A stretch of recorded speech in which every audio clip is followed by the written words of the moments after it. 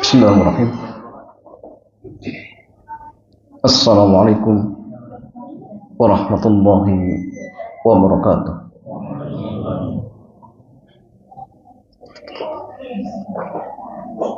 Alhamdulillah wassalatu wassalamu ala rasulillah wa ala alihi wa sahbihi ajma'in, amma ba'd. Ikhwan wa akhwati fillah, alhamdulillah kesempatan sore yang mulia ini Allah Subhanahu wa taala kembali pertemukan kita di majlis yang sangat mulia ini, yaitu majlis Thalabul Ilmi. Dan sore hari ini kita masih pada kitab Fikih ASN dan Karyawan, karya Al-Ustaz Aminur Rid hafizahullah jalla wa ala. Dan jamaah ini rahmatnya Allah, tema sore hari kita sedikit akan membahas tentang halal haram nepotisme. Halal haram nepotisme. Penulis kitab mengatakan, Bismillahi wassalatu wassalamu ala rasulillah wa ba'd.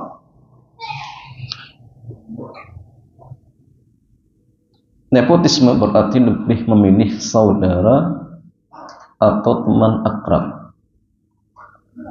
untuk dijadikan karyawan karena hubungan kedekatan dan bukan berdasarkan kemampuannya.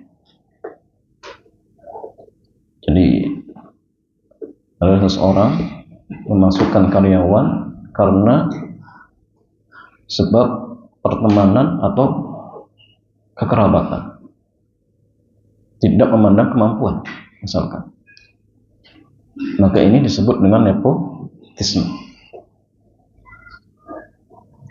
Jadi harus paham dulu ya, nepotisme sekali lagi jamaah, lebih memilih saudara atau teman akrab untuk dijadikan pegawai ataupun karyawan tanpa memandang keahlian.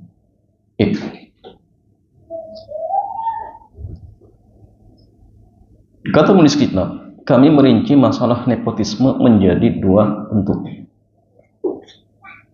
Yang pertama, nepotisme di perusahaan swasta. Pertama, nepotisme di perusahaan swasta. Apa hukumnya dan bagaimana bentuk-bentuknya? Nanti kita akan jelaskan. Yang kedua, masalahnya nepotisme di pemerintahan. Nepotisme di pemerintahan. Di pembahasan yang pertama terkait tentang nepotisme di perusahaan swasta. Nepotisme dalam kasus ini murni menjadi hak pemilik perusahaan atau wakil pemilik perusahaan. Dan sekali lagi jamaah, nepotisme dalam perusahaan swasta ini tergantung kepada pemilik perusahaan atau wakilnya. Kenapa? Karena seseorang berhak untuk memilih siapapun yang hendak bekerja di tempatnya. Itu bebas, silakan. Ini hukum asal. Ya, ini hukum asal. Akan tetapi kebolehan ini dengan catatan. Ingat, kebolehan ini dengan catatan. Pemilik perusahaan boleh silakan mengambil karyawan siapapun yang dia inginkan, boleh. Atau wakilnya, silakan. Dengan catatan, selama tidak ada unsur kezaliman. selama tidak ada unsur kezaliman. Ini catat ya. Dan untuk melihat keberadaan kezaliman, kita bisa bagi proses perekrutan karyawan menjadi dua ya. Jadi untuk melihat kezaliman ada dan tidaknya, maka hal ini masih tergantung ketika perekrutan karyawan. Yang pertama, perekrutan secara tertutup. Perekrutan secara tertutup.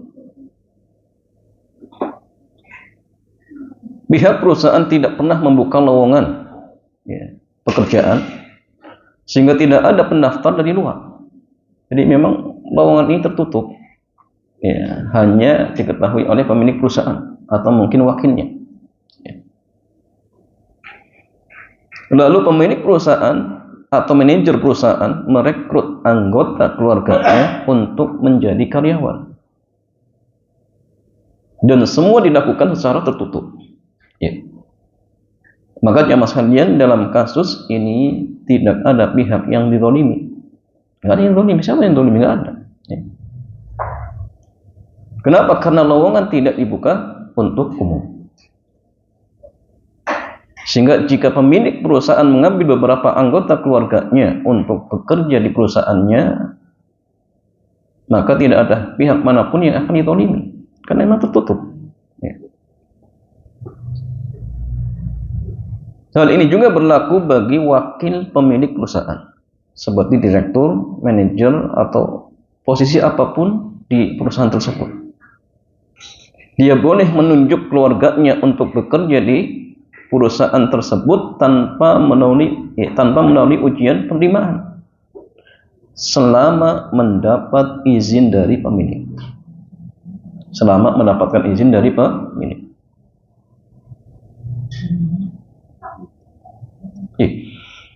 Sehingga posisi direktur ataupun manajer yang diizinkan pemilik untuk memasukkan anggota keluarganya di perusahaan ya, termasuk bentuk memberi syafaat. Dan Nabi bersabda, "Isfa'u tu'jar." Berikanlah syafaat, niscaya kalian akan mendapat pahala. Berarti boleh ya, boleh. Jadi ada jamaah sekalian, dengan catatan lowongan pekerjaan tertutup, tidak dibuka untuk umum. Kalau pemilik perusahaan bebas, kalau wakil harus ada izin pemilik perusahaan. Tetapi jamaah sekalian, bentuk memberikan syafaat semacam ini dianjurkan selama tidak merugikan hak orang lain. Ingat, bentuk memberikan syafaat semacam ini dianjurkan selama tidak merugikan hak orang lain. Syekh bin Baz pernah ditanya tentang keberadaan perantara namun tanpa sokoh. Apakah dibolehkan? Maka dia menjawab, "Idza kanatish syafa'atu awil wasatatu taqtadi hirmana mustahiqqin lam yajuz. Amma in kanat al-wasatatu wasyafa'atu fi tawdhifin aw fi qada'i dinin aw ma asbaha dhalika wa la yu'lam annahu yatarattab 'alaiha syai' min ad-darari fa hadha la ba's." Jadi Syekh bin Baz mengatakan, apabila syafaat atau perantara tersebut menghalangi hak orang lain, hukumnya tidak boleh. Jika syafaat tersebut menghalangi hak orang lain, hukumnya tidak boleh. Namun jika perantara atau pemberi syafaat untuk penerimaan kerja atau keputusan masalah agama atau semacamnya dan tidak diketahui bisa menimbulkan kerugian apapun, maka hukumnya tidak masalah. Hukumnya tidak masalah. Jadi ingat, selama tidak merugikan hak orang lain, maka silakan diperbolehkan. Kemudian Syekh bin Baz menemukan hadis tadi ya, "Isfa'u tu'jar." Karena syafaat kalian akan diberikan pahala. Catatan.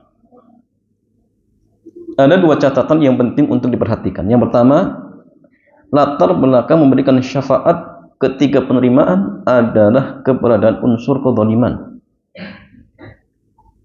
Karena itu, jika sebuah unit usaha sahamnya dari beberapa orang, maka salah satu pemilik saham tidak boleh melakukan nepotisme dengan memasukkan anggota keluarganya untuk bekerja di perusahaan tersebut. Itu nggak boleh.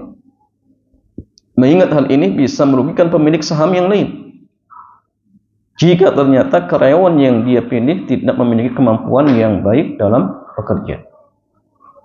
Nah, jadi jangan kalau murni milik sendiri, bebas. Tapi kalau misalkan sahamnya dimiliki oleh beberapa orang, maka nggak boleh.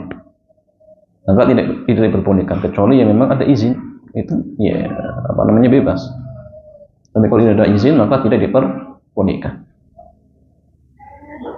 Kami pernah menyampaikan pertanyaan kepada Syekh Abdurrahman Al-Amiri, cucu Syekh Mukbin, ya, tentang bolehnya seorang melakukan nepotisme di perusahaan milik pribadinya. Jawaban yang beliau sampaikan, madama wasyirkatu milkuhul khas fa yajuzu lahu an yatasarrafa fiha kama yasha wa yajuzu an yuwaddif man arad, lakin law kana ma'ahu syuraka fi hadhihi syarikah fala yuwaddif illa syahsal kuf'a walladhi tantabik alaihi al-ma'ayyirun, ya, muhinniyah, ya. Selama perusahaan itu milik pribadi, maka pemilik berhak untuk melakukan apapun terhadap perusahaannya. Juga boleh memperkerjakan orang sesuai dengan yang ia inginkan. Namun jika perusahaan itu milik beberapa orang, maka dia tidak boleh menerima pekerja kecuali orang yang memiliki kemampuan dan sesuai dengan kriteria yang ditetapkan. Nah, ini catatan. Ya.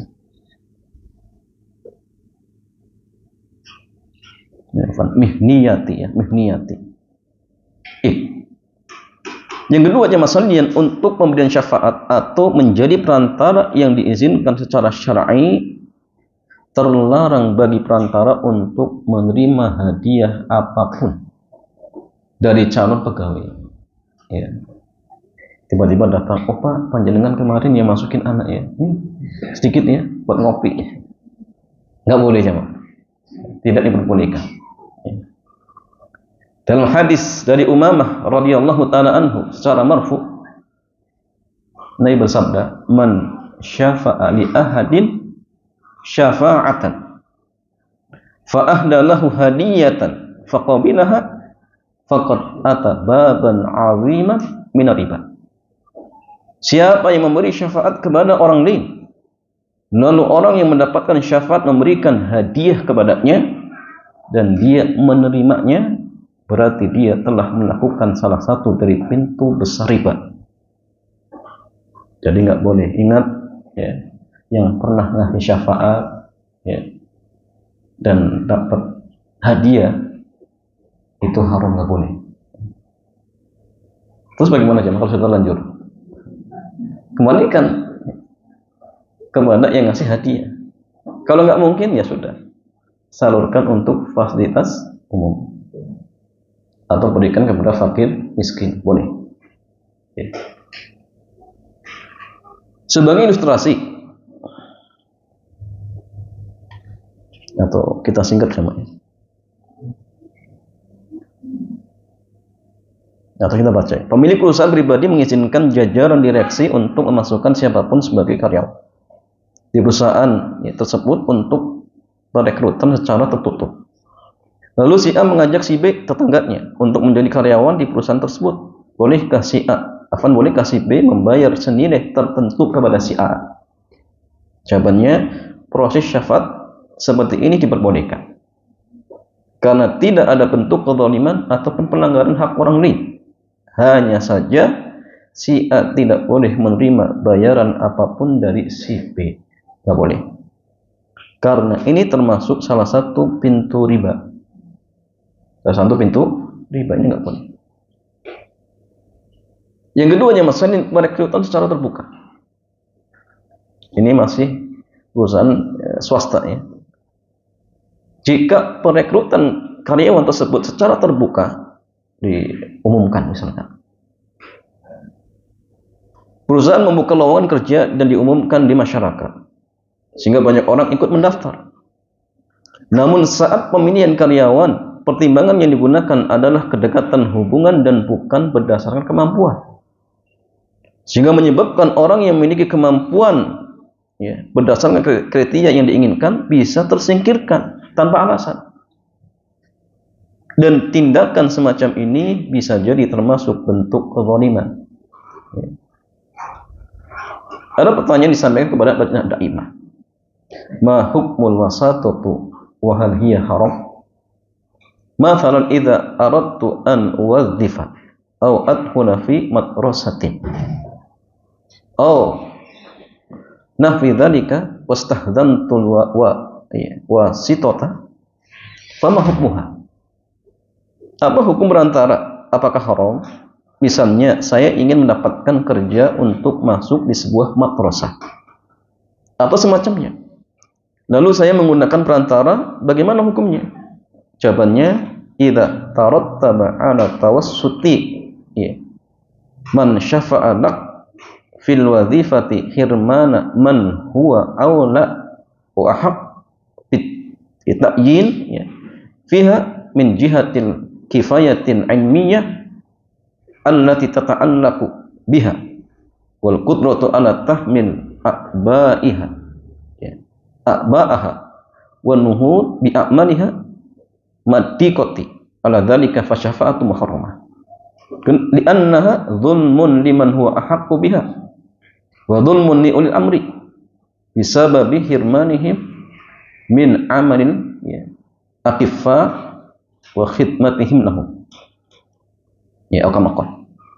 Jika syafaat dari perantara untuk penerimaan kerja menyebabkan terhalangnya orang yang lebih berhak atau lebih layak untuk posisi tersebut, dilihat dari kemampuan ilmiah di posisi tersebut dan kemampuan menjalankan tanggung jawab terhadap tugasnya, maka syafaat semacam ini hukumnya haram. Karena ini mendolimi orang yang lebih berhak. Juga kezaliman bagi pemerintah, karena mereka menghalangi potensi kerja dari orang yang memiliki kapabilitas. Ya. Sehingga ini nggak boleh. Tapi kalau tidak menghalangi hak orang lain, maka tidak masalah. Kemudian lajnah ad-daimah melanjutkan. Amma idza lam yatarattab 'alal wasitati diya'u haqqin li ahadin aw nuqsanihi fahiya jaizah bal muraqqabun fiha syar'an wa yu'jaru 'alaiha asy-syafi' insyaallah. Thabata anna an-nabiy sallallahu alaihi wasallam qala isfa'u tu'jaru. Jika keberadaan perantara tidak menyebabkan hilangnya hak orang lain, hukumnya boleh, bahkan dianjurkan secara syariat. Dan yang memberi syafaat insyaallah mendapat pahala. Terdapat hadis sahih dari Nabi, beliau bersabda, berikanlah syafaat, niscaya kalian akan mendapat pahala. Ya. Ini jamaah sekalian, sekali lagi kalau perusahaannya apa? Swasta. Jadi kalau tidak dalam artian melanggar atau mendolimi orang lain, maka tidak masalah. Tapi kalau sampai melanggar hak orang lain, maka tidak diperbolehkan. Yang kedua, jamaah sekalian, nepotisme di pemerintahan. Nepotisme di pemerintahan termasuk pelanggaran kelas berat. Ya, bukan kelas ringan, ya. Bukan kelas bulu, tapi kelas berat. Ya. Aparat negara adalah orang yang mendapatkan amanah untuk menjalankan tugas dan tanggung jawabnya. Mereka sama sekali bukan pemilik kekayaan negara ataupun pemilik saham terhadap aset negara, bukan. Ya. Karena itu tidak ada alasan ya, untuk membenarkan ya, bagi aparat negara untuk melakukan nepotisme. Tidak ada alasan apapun. Ya. Karena bukan pemilik. Ya. Terdapat beberapa hadis yang sangat dhaif. Hadis ini lemah jamaah. Tetapi cukup sebagai peringatan. Karena ada ucapan dari sahabat sunnah Umar Umar bin Khattab. Dan ini cukup sebagai peringatan. Hadis yang pertama dari sahabat Abdullah bin Abbas, di mana jamaahnya disebutkan man istamala rajulan min isabatin wa fi tilkal isabati man huwa arada lillahi minhu faqad khana Allah wa khana rasulahu wa khana al-mu'minin. Siapa yang mengangkat seseorang sebagai aparat dari kalangan kelompoknya, sementara di tengah masyarakat ada yang lebih Allah ridhoi, maksudnya lebih layak daripada orang tersebut, maka berarti dia telah mengkhianati Allah, mengkhianati Rasulnya, dan mengkhianati kaum mukminin. Hati-hati jemaah, nggak sembarangan. Hadis yang kedua, man tawalla min umara'il muslimin syai'an fastamala 'alaihim rajulan wa huwa ya'lamu anna fihim man huwa awla bidzalik wa a'lam minhu bi kitabillahi wa sunnati rasulih faqad khana Allah wa rasulahu wa jami'al mu'minin. Siapa yang memangku jabatan apapun di tengah kaum muslimin, lalu dia menunjuk seseorang sebagai aparat, sementara dia tahu bahwa di tengah mereka ada yang lebih layak darinya dan lebih paham tentang hukum Allah dan hukum Rasulnya, maka berarti dia telah mengkhianati Allah, Rasulnya, dan seluruh kaum mukminin. Ternyata jamaah nggak sembarangan. ASN harus hati-hati jamaah. Amanah masyarakat. Amanah masyarakat. Kedua, hadis ini jamaah sekalian dinilai para ulama sebagai hadis yang sangat lemah. Hanya saja terdapat sebuah riwayat dari Umar radhiyallahu taala anhu yang semakna dengan hadis di atas, di mana beliau mengatakan, man istamala rajulan limawaddatin aw liqarabatin la yastamiluhu illa lidzalik faqad khana Allah wa rasulahu wal mu'minin. Siapa yang mengangkat seseorang sebagai aparat pemerintah karena hubungan keluarga atau kedekatan lainnya, dan dia tidak menunjuk kecuali karena itu, berarti dia telah mengkhianati Allah, Rasulnya, dan kaum mukminin. Sehingga nggak boleh tidak diperbolehkan untuk nepotisme bagi ASN, nggak boleh.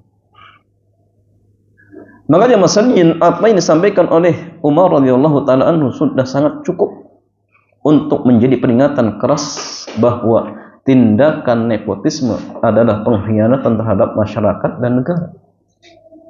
Syekhul Islam menyebutkan, yajibu ala waliyil amri an yuwanniya ala kulli amalin min a'malil muslimin aslah man yajiduhu lidzalikal amal. Wajib bagi setiap aparat untuk memilih orang yang terbaik dalam menjalankan tugas sebagai layanan bagi kaum muslimin. Harus pilih yang terbaik.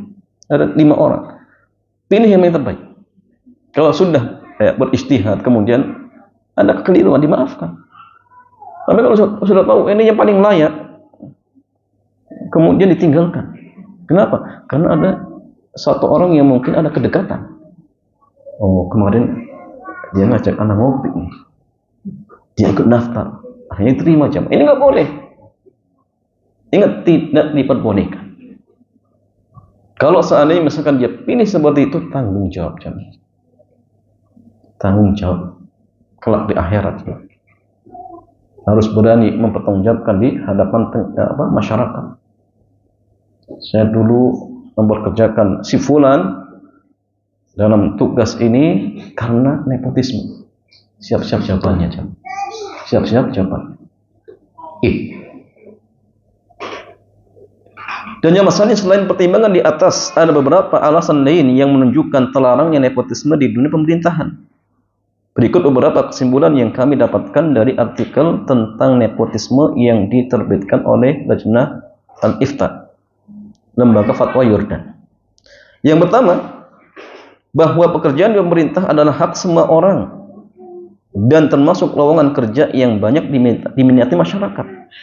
Beli sekarang ya, kalau sudah menjadi ASN, kalau antum lamar seseorang, dijamin terima jamaah. Karena kan itu menjadi barometer ya. Banyak peminatnya sekarang. Beda zaman dulu ya. Guru itu ya dianggap pahlawan tanpa tanda jasa. Hutangnya banyak. Sekarang usaha-usaha menjangankan hutang. Mobilnya mungkin ya tidak 1 2. Nah ini sekarang jamaah. Sehingga memang banyak yang nyari. Ya, banyak yang menginginkan. Sehingga tidak boleh menzalimi hak orang lain dengan adanya perantara ataupun nepotisme atau hubungan khusus lainnya. Karena semua hubungan ini bisa melantarkan tanggung jawab dan memakan sumber pendapatan masyarakat. Ini yang pertama. Yang kedua, proses penerimaan kerja harus terukur dengan standar yang jelas, mempertimbangkan tingkat kemampuan dan dalam melaksanakan tugas dan tanggung jawab dengan memperhatikan asas maslahat bagi masyarakat dan negara. Itu penting.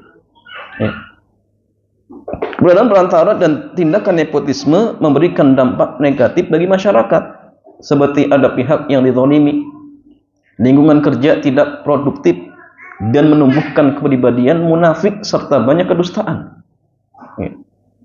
Yang ketiga, tanggung jawab setiap aparat untuk bertindak adil, memberikan masing-masing sesuai haknya.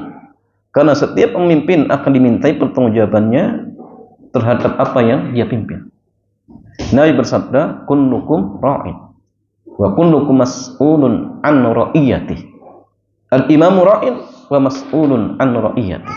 Kalian semua adalah pemimpin dan kalian akan dimintai pertanggungjawaban terhadap apa yang kalian pimpin.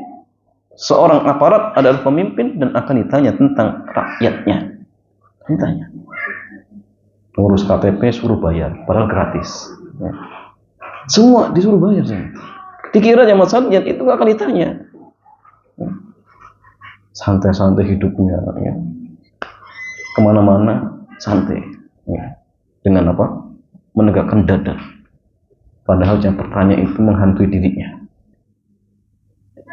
Nah ini zaman saat banyak orang seperti ini.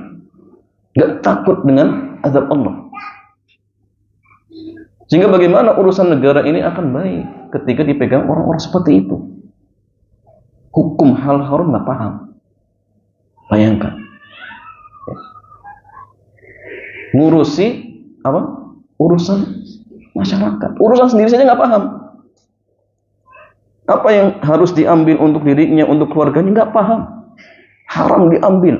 Ngurusi urusan masyarakat. Tapi terjadi hancur. Kayaknya terjadi jangan. Hancur, bukan baik. Ada aturan baru yang terjadi ya nanti rusak lagi.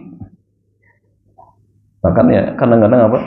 Kezaliman itu terprogram, ya, terprogram. Ini yang terjadi, Ya. Dan kita tetap berdoa ya, mudah-mudahan Allah Jalla wa Ala memperbaiki keadaan negara kita seperti itu jemaah. Kemudian Mas, bagaimana dengan gajinya ini? Yang paling penting ini, bagaimana dengan gajinya? Permasalahan gaji kerja dari hasil nepotisme dipandang oleh sebagian ulama sejenis dengan gaji kerja saat pendaftaran menggunakan ijazah palsu. Artinya itu adalah kesalahan di masa silam yang harus ditaubati. Namun apakah ini mempengaruhi kehalalan gajinya? Ini tergantung dari kemampuannya dalam menjalankan tugas dan tanggung jawabnya. Jika dia mampu menjalankan tugas dengan baik sesuai yang menjadi tanggung jawabnya, maka dia berhak mendapatkan bayaran atas kerjanya. Dalam hal ini berlaku as-sa'i lahu sa'yu. Orang yang bekerja berhak mendapatkan upah. Karena pegawai ini digaji atas kerjanya, maka dia berhak mendapatkan gaji tersebut selama dia bekerja dengan baik. Dalam fatwa Islam terdapat pertanyaan tentang orang yang mendapatkan pekerjaan melalui perantara dengan sebab nepotisme. Bagaimana status gajinya? Setelah tim fatwa Islam membahas dampak buruk nepotisme, selanjutnya mereka menyebutkan masalah gaji. Amma ratibu hadhil wadhifati fahuwa halal in kunta taqumu biha al wajhil matlub. Adapun gaji bulanan untuk pekerjaan ini statusnya halal jika Anda melaksanakan tugas itu sesuai yang diharapkan. Halal insyaallah. Tapi tetap tobat jangan. Ustaz boleh tidak? Saya nepotisme saja nanti saya tobat. Enggak boleh ya, Mas. Ini bagi orang yang terlanjur. Jadi kalau sengaja dari awal punya niat seperti itu, ini enggak bisa, enggak boleh. Enggak boleh. Jadi ini solusi bagi orang yang sudah terlanjur, enggak tahu hukumnya misalkan, maka tobat. Kemudian benar-benar kuasai kerjaan yang dia dalam artian ditugaskan. Benar-benar amanah jam. Jangan jam kerja malah keluyuran. Jam kerja nongkrong di warung. Nah, ini masalah. Kadang-kadang kita jumpai makanya dinas belum jam istirahat, di warung. Ini gimana jemaah? Mereka digaji oleh masyarakat, tetapi tidak amanah.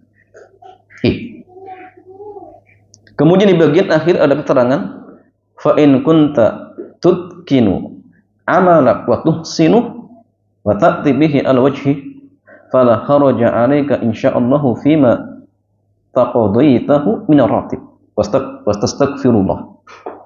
Wa in lam takun mu'ahhalan li hadhihi al-wadhifati fala tuhsinu ijazal. Ya. Apa nih? Nah.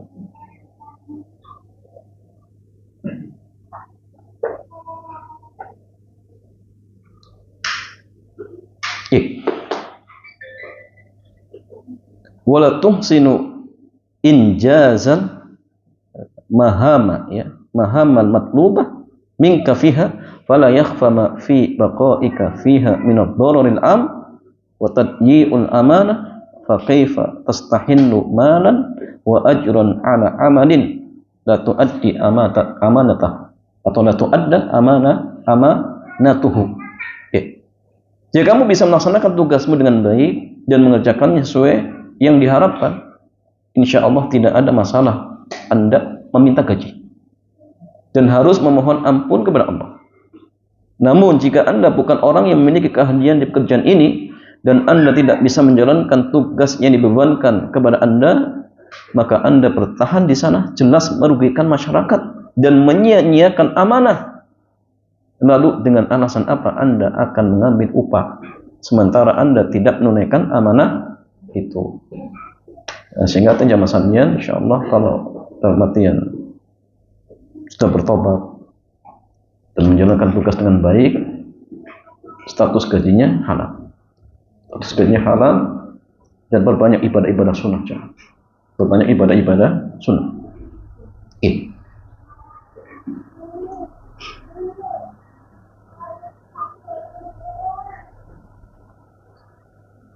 Ini antum bacanya, mulia dengan jabatan tapi hina di hadapan Ar-Rahman.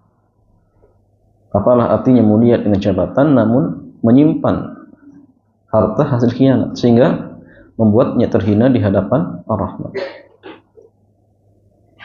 Allah menyebutkan penyesalan penghuni neraka yang artinya, wahai kiranya kematian itulah yang menyelesaikan segala sesuatu, hartaku sekali-kali tidak memberi manfaat kepadaku, telah hilang kuasaanku daripadaku. Allah berfirman, tangkap dia lalu belenggu tangannya ke lehernya, kemudian masukkanlah dia ke dalam api neraka yang menyala-nyala. Wallahu ta'ala a'lam bishawab. Intinya masalian tidak boleh bagi kita untuk melakukan nepotisme kecuali kalau memang itu perusahaan milik pribadi dan lowongan pekerjaan tidak dibuka secara umum, maka silakan, tidak masalah. Lalu kalau dibuka secara umum, apalagi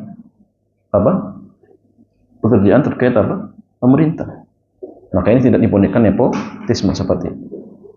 Karena sekali lagi itu amanah. Maka tidak boleh kita menyia-nyiakan amanah. Wallahu ta'ala a'lam bishawab. Demikian jamaah, mudah-mudahan bermanfaat. Selanjutnya seperti biasa kita buka tanya jawab. Kita silakan. Alhamdulillah sudah sampai pada sesi tanya jawab. Pada jemaah yang ingin saya untuk imbas jangan saya langsung menurun.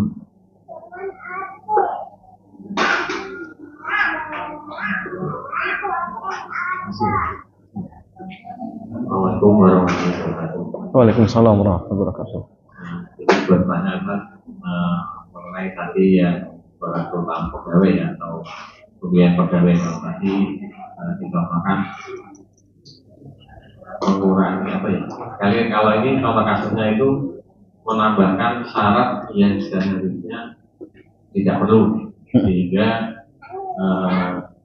mungkin peluang keterimanya atau mengarah ke pihak tertentu. Contoh, misalkan perebutan pegawai cukup menguasai satu bahasa asing, misalkan bahasa Inggris, cuma ditambah tadi, sebenarnya nggak perlu tapi ditambahkan saja.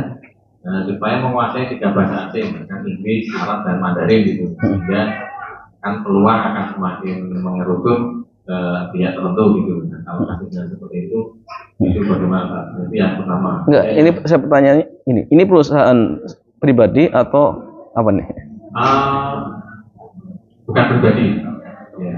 Nah. Mungkin ya swasta, tapi swasta. Ya, swasta karena bukan milik pribadi swasta gitu. Jadi hanya sebenarnya syaratnya cukup bahasa Inggris, cuma ditambahkanlah syaratnya gitu supaya nanti yang mengerucut jadi tidak cuma menguasai 1 bahasa tapi 2-3 bahasa. Kemudian yang kedua terkait tadi seorang pemimpin akan diminta bertanggung jawab dengan apa yang dia pimpin.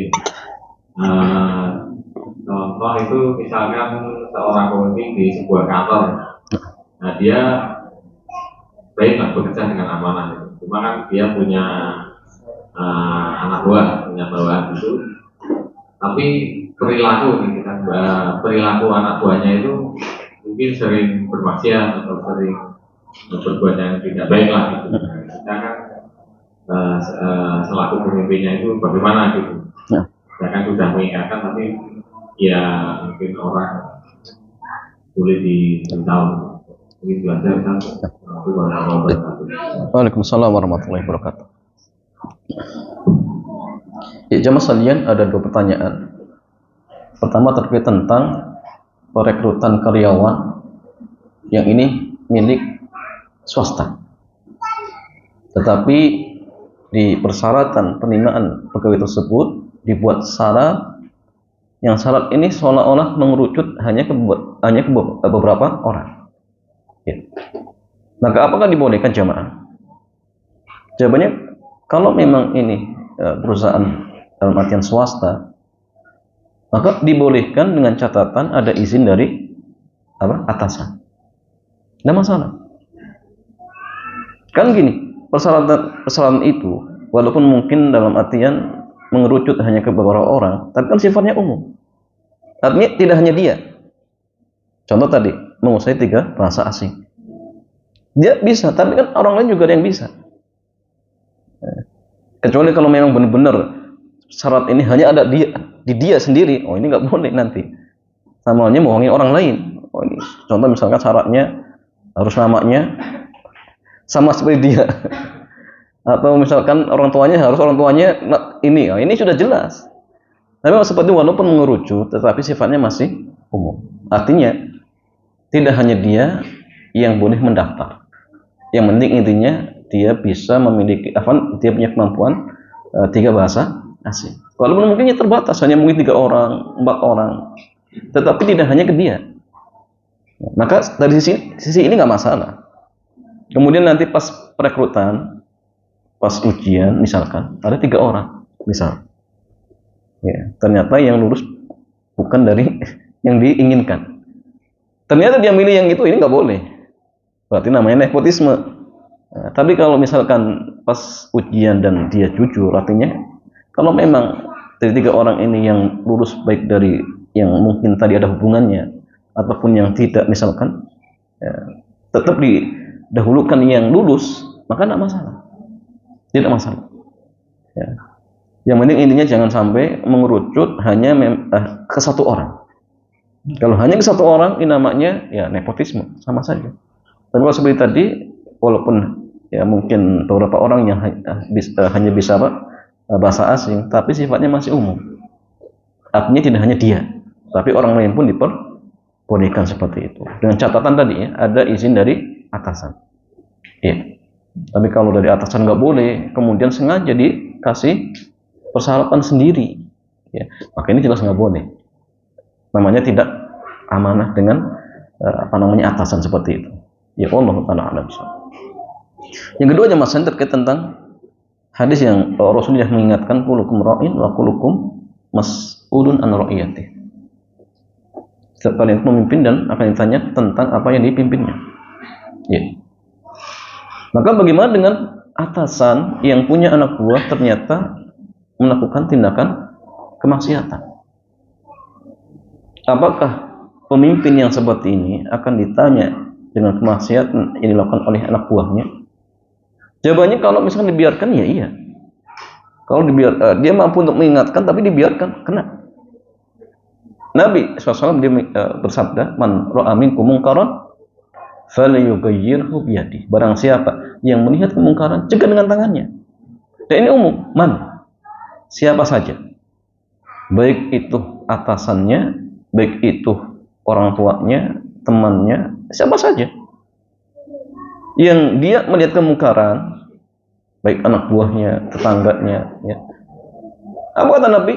Falyughayyirhu biyadihi, cegah dengan tangan. Pemimpin itu bisa mencegah dengan tangan, bisa, maka lakukan. Tapi kalau misalkan dengan tangan tidak bisa, maka dengan lisan. Lisan ternyata nggak bisa, ya sudah, minimalnya dengan apa? Hati. Tetapi Nabi mengingatkan, wadzalika ad'aful iman. Tapi itu serendah-rendahnya iman. Tetapi intinya harus diingkari sesuai dengan kemampuan kita. Wajib. Kalau tidak diingkari, dia akan ditanya oleh Allah. Kenapa anak buahmu berbuat maksiat di kantor? Kok dibiarkan? Ya sudah, siapkan jawaban. Tapi kalau sudah diingatkan, berdasarkan kemampuan yang kita miliki, ternyata tetap dia berbuat maksiat, maka itu di luar tanggung jawab kita. Yang penting diingkari. Dan tugas kita hanya mengingatkan. Perkara dia sadar dan tidaknya itu urusan Allah Subhanahu wa taala, seperti itu. Wallahu taala a'lam bishawab.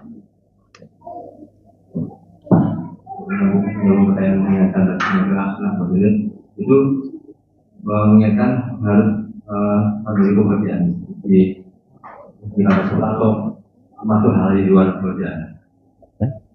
Mengingat tanggung jawab atasan ketika melihat banyak masuk tadi.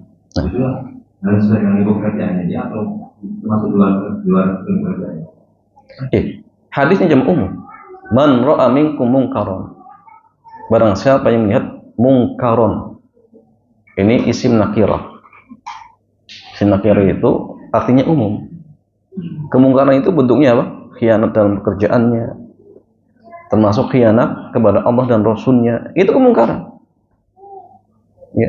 Jangankan atasannya, orang lain pun disuruh ingatin. Ya.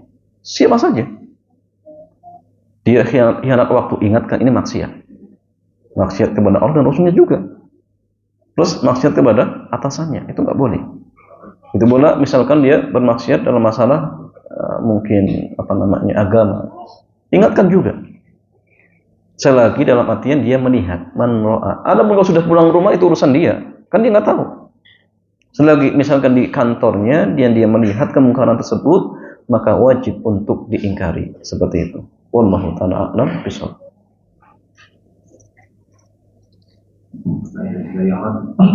Tadi ada kalau dia ada pertanyaan mempersulit misalkan agar harus seseorang.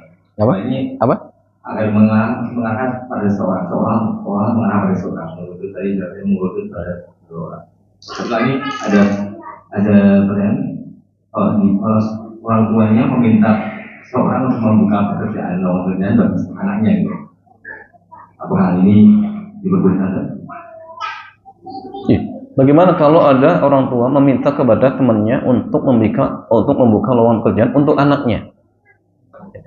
Maka dilihat, kalau satu perusahaan itu perusahaan pribadi, kemudian mintanya kepada pemilik, dan setelah itu lowongan pekerjaan nggak diumumkan, ditutup misalkan, boleh, tidak masalah. Tapi kalau misalkan dia minta dibuka lowongan pekerjaan untuk anaknya, kemudian lowongan ini dibuka umum, misalkan dibuka umum tetapi tanpa syarat khusus untuk dia, boleh, tidak masalah, dengan catatan nanti harus ujian murni. Tapi kalau misalkan pas ujian ternyata ya, anaknya temannya gagal, ya, dan yang berhak harusnya orang lain, tapi gara-gara ada hubungan pertemanan, akhirnya disingkirkan yang lain, kemudian terima adalah anak temannya. Nah, ini nepotisme. Dan itu nggak boleh. Kenapa? Karena ada orang lain yang diambil haknya. Seperti itu. Allahu ta'ala a'lam bishawab. Nggak boleh sudah. Pribadi aja nggak boleh, apalagi pemerintah.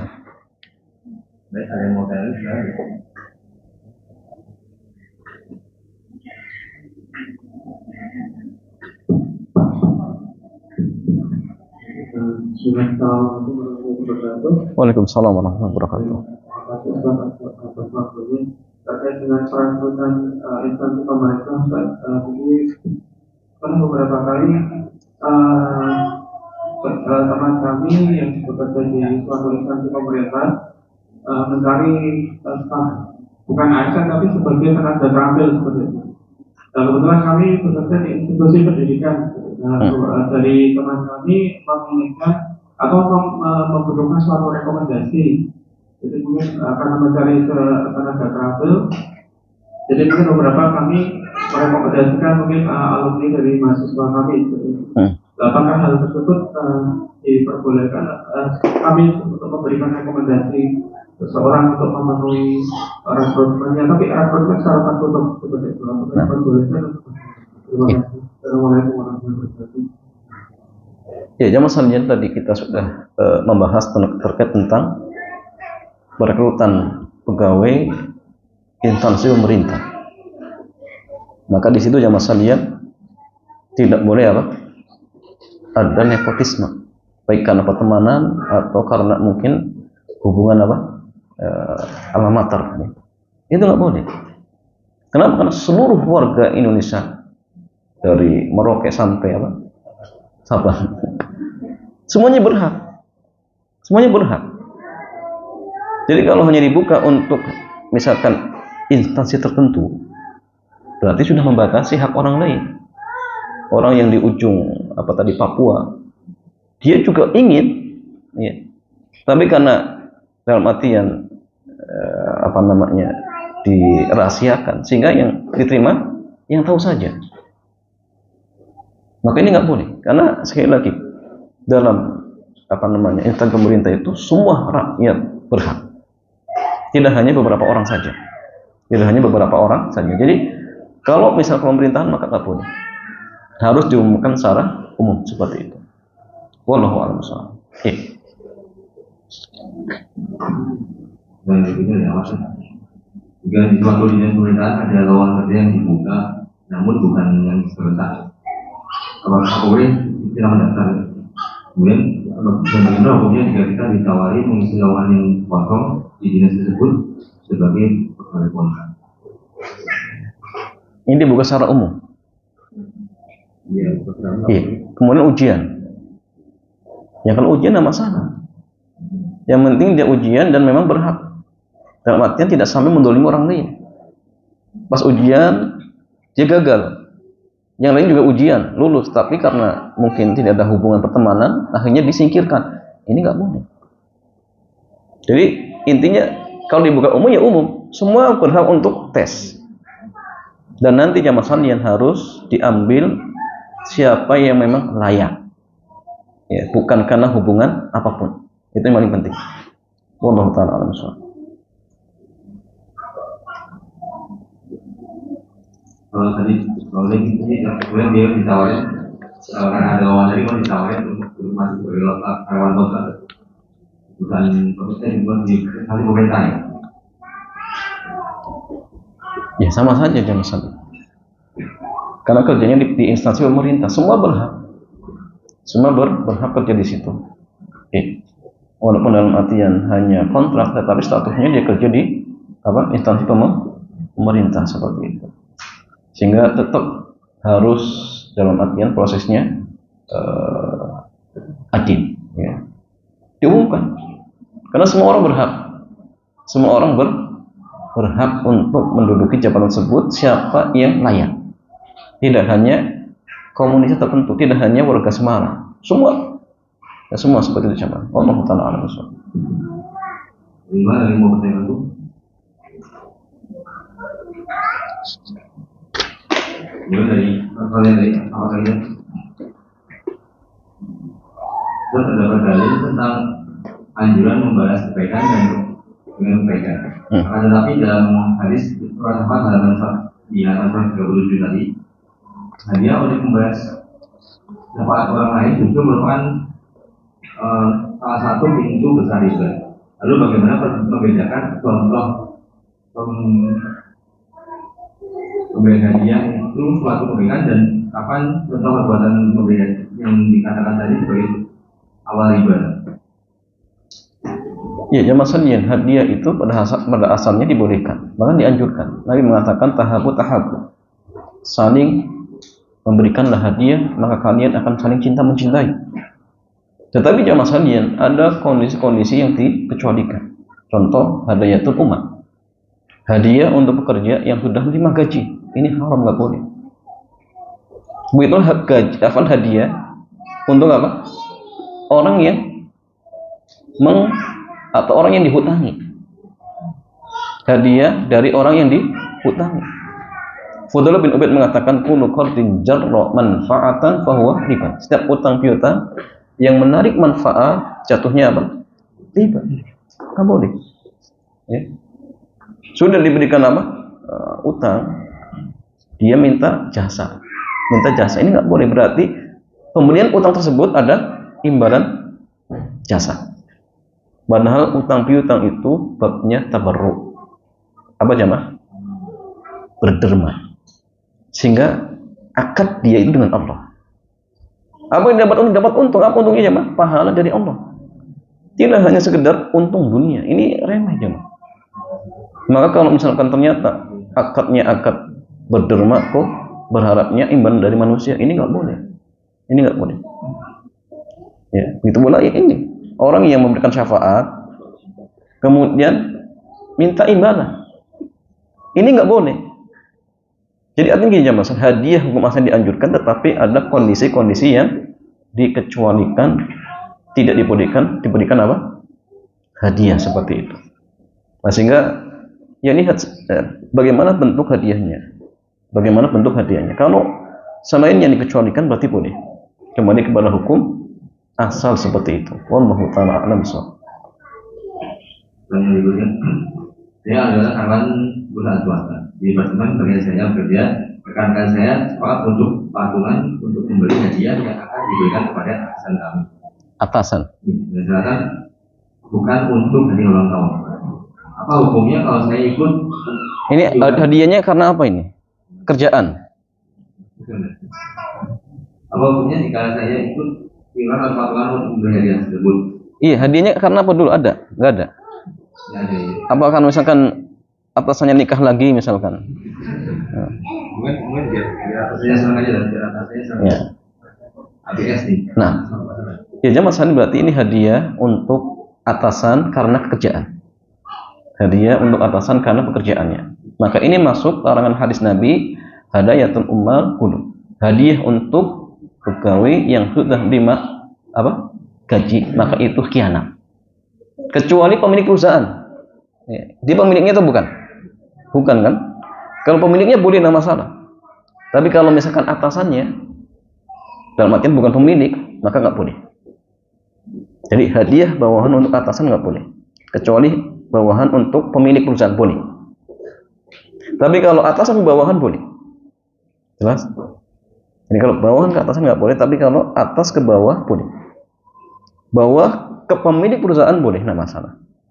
Ya, sehingga yang seperti tadi, karena dia bukan pemilik perusahaan, maka ini masuk hadiah yang terlarang. Ya, hadayatun amal kun. Ya Allah taala a'lam bishawab. Allah taala a'lam bishawab. Cukup ya?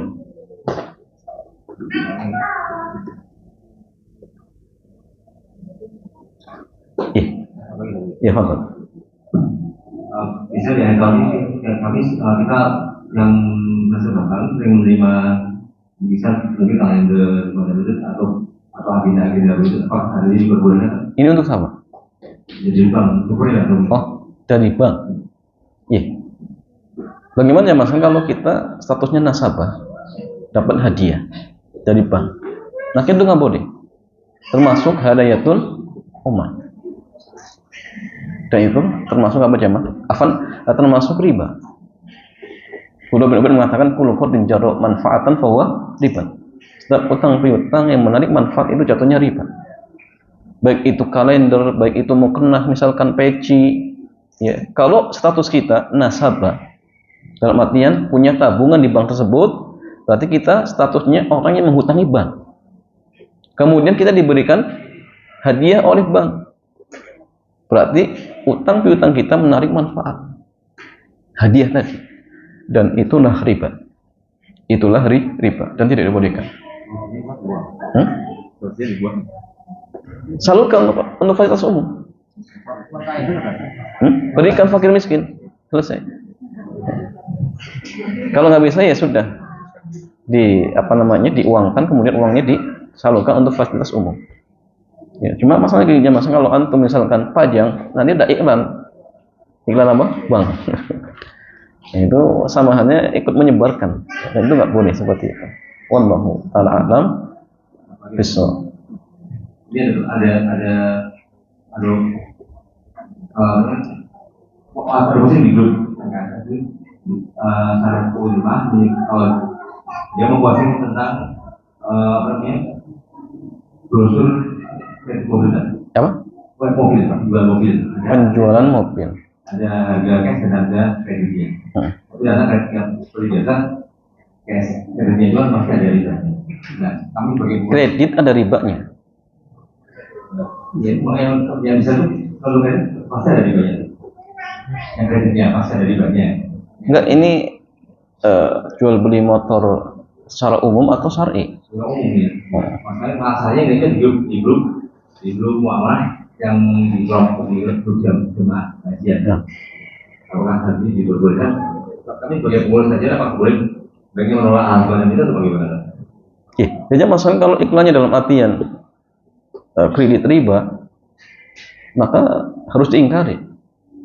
Jelaskan hukum tentang apa? Riba. Jangan diamkan, ingatkan. Bisa dijapri ya. Kemudian setelah itu ya harus dihapus. Karena ini kemungkaran jamaah. Kecuali kalau misalkan kreditnya kredit syar'i boleh. Dan kalau kreditnya kredit riba, maka jelas tidak diperbolehkan seperti itu. Maka orang yang tahu di grup harus mengingatkan, baik dengan japri ataupun dalam artian mungkin pas ketemu seperti itu. Meskipun di penawaran itu ada dua opsi yang request maupun kredit. Sama saja kan, masalahnya yang kredit tadi ada ribanya kan. Kecuali yang dua-duanya kreditnya syar'i dan cash, nggak masalah. Walaupun misalkan ya mungkin ikhwan nggak mungkin ambil yang tadinya, tapi tetap sama halnya apa? Mempromosikan riba. Dan jamaah sekalian, orang misalkan dia bukan pelaku riba, tapi ridho dengan riba, maka dia mendapatkan laknat. Contoh klausul siap menerima bunga riba, tapi dia nggak ngambil, tapi dengan ridho saja, maka dia berhak mendapatkan laknat seperti itu. Nah, sehingga harus diingkari seperti itu. Ya, wallahu ta'ala a'lam bishawab. Demikian jamaah, mudah-mudahan bermanfaat. Kita tutup. Subhanakallahumma bihamdik, asyhadu an la ilaha illa anta, astaghfiruka wa atubu ilaik. Assalamualaikum warahmatullahi wabarakatuh.